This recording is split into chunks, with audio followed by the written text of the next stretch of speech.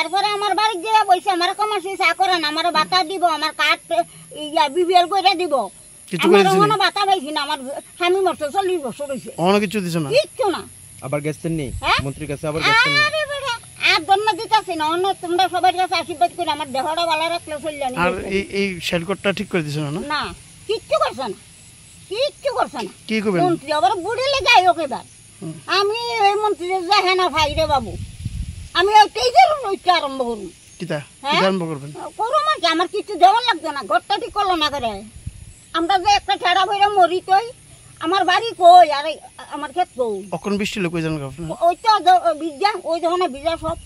একবার হালটা এসি দেয়া আপনার নাম আমার নাম লক্ষ্মী দেবনাথ হয়ে করতে হয়েছে নি আমার কবির সারা কার কলকে তেরো মাখালি জুয়াইছিল সব একবার ব্লাড এসে এবার নতুন করে এনে সব করছি ক্ষতিপূরণ 1000 টাকা করে দিছে